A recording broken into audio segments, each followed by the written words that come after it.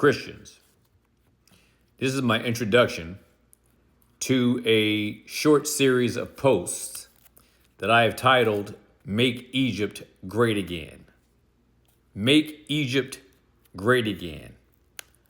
I'm hoping that in my time of study on this particular topic, that you will begin to see what I see in this chapter. Because when you hear what is going on, I'm sure it may have some value in your practical life today.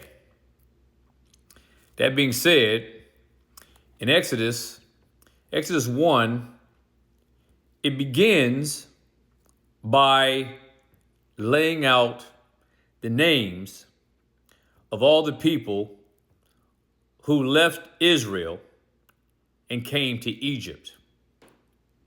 So what's happened is, if you remember, Joseph had been sold into slavery by his brothers. Reuben and Simeon taking the lead in that problem, that issue.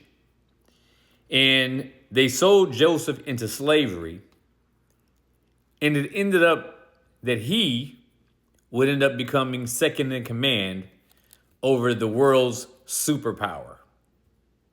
An Israelite, a Jew, a Hebrew.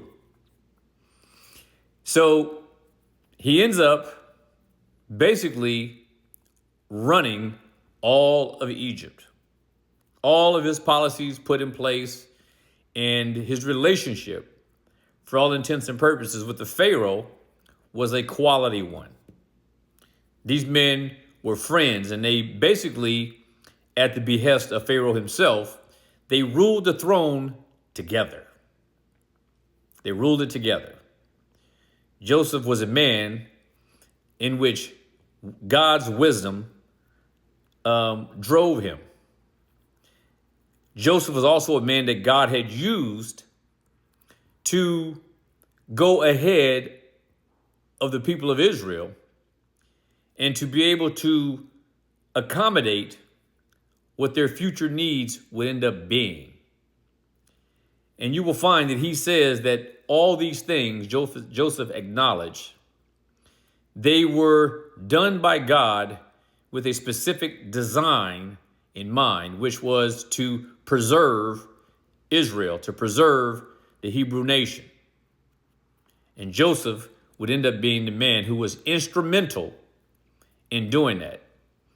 And so it wasn't until the Israelites had to endure a famine, like many of the surrounding territories, they had become subjected to a famine.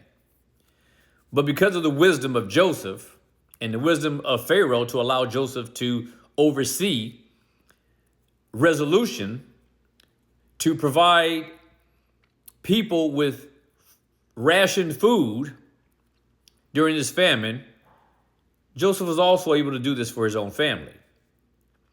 And so we begin to see how and why Joseph went through all of the trials and tribulation that he went through, but it was done so that he might save many people alive, and in particular, his own people.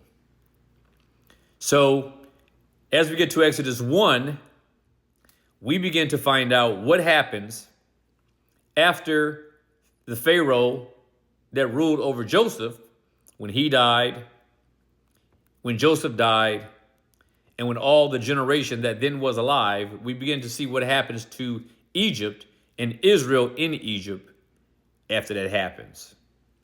So this sort of serves as my little opener, my little introduction to this short series, this mini series that I am calling Make Egypt Great Again. Be provoked and be persuaded.